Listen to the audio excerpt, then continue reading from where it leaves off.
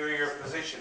She was his master. She was his boss. She was attractive. She was rich. She was powerful.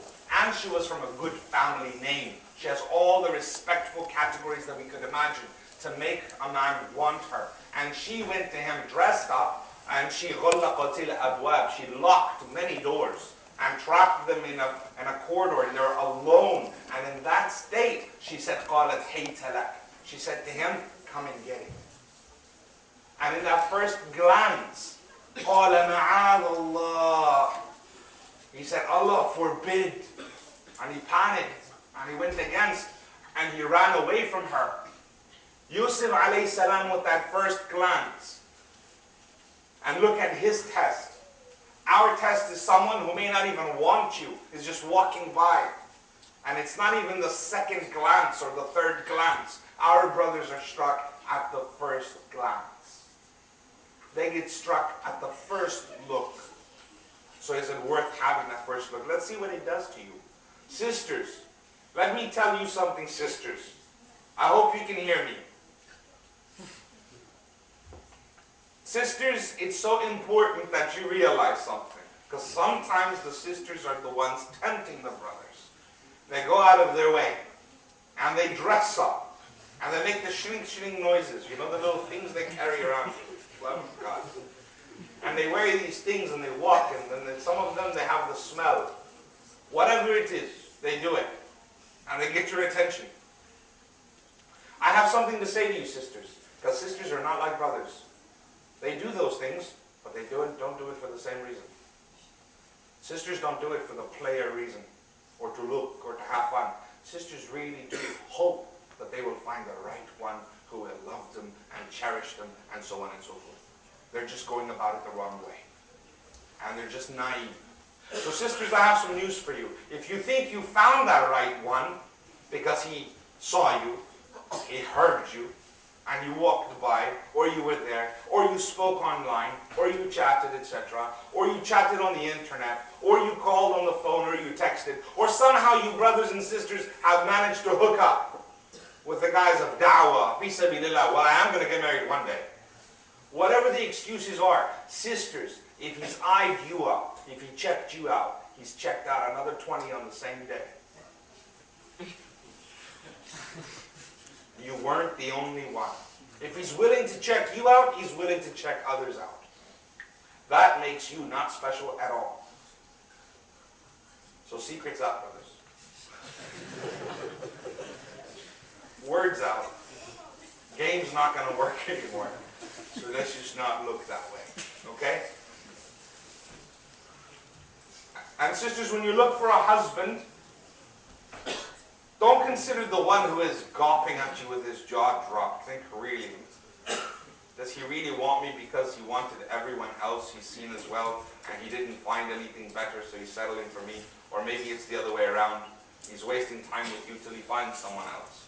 That's not the way to find a husband. So brothers, please realize that that's not the correct way to find a spouse. A brother will say, Ahi, I saw a sister at this event. Did you find out who her wali is? What were you doing looking at sisters at an event? Where you're supposed to be pleasing Allah Azza wa Jal. Where you're supposed to be praying to Allah. Where you're supposed to be learning about Allah. Actually, but when are we supposed to get married? Well, not there. And not like that.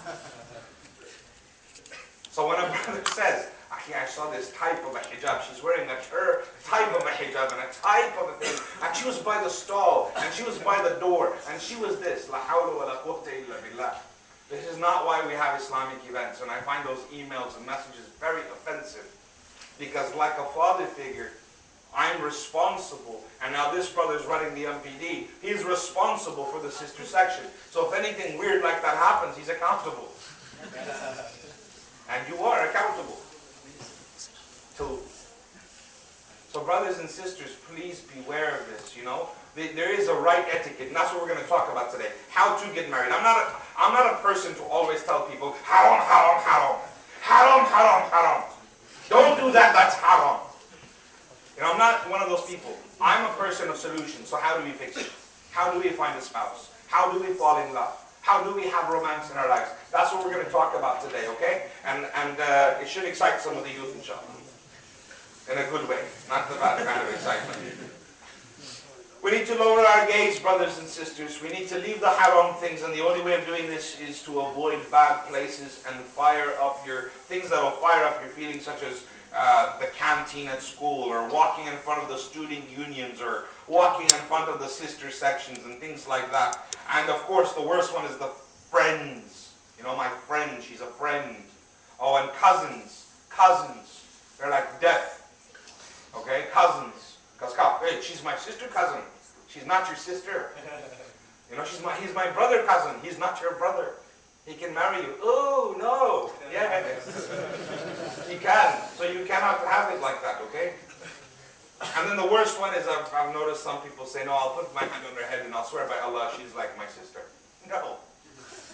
This is weird. Okay, it's not from Islam. And, you know, so sisters, again, I'll say, don't let the brothers use you. And if they say all those things like, I love you, and all those sweet words, you know, cover up your sister. Cover up yourselves, sisters, and cover up your soul, your heart. Protect it from such lies and such trickery.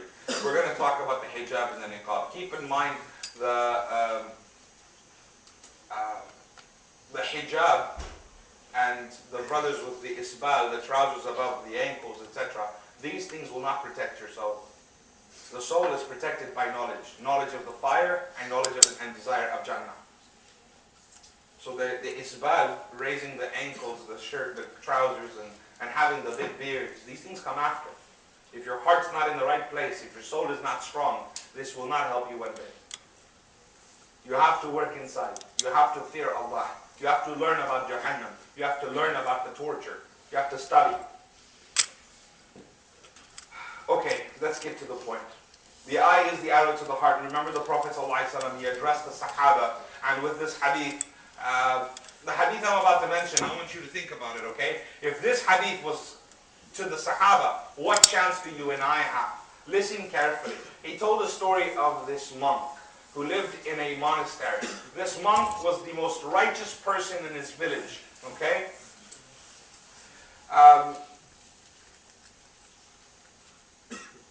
This monk,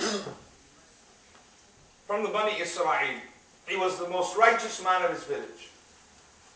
He was firm upon Tawheed of Allah. And he lived in a monastery away from dunya, refused dunya. People came to him to learn about religion, and they would go, and he stayed in this monastery. And he stayed in his place of worship. And he stayed there until they had some pupils, some young men, who lived nearby in the village, who lived nearby the monastery, and they were planning on going for jihad fi sabilillah. And they wanted to go for the sake of Allah. However, they had a sister. The sister was, you know, she was unwell, and she needed looking after. So they couldn't just leave her. So they thought, what if someone were to look after her, then we could go. Because they were fighting. You should stay with her, I want to go fight for the path of Allah. And the other would say the same. So what they did was,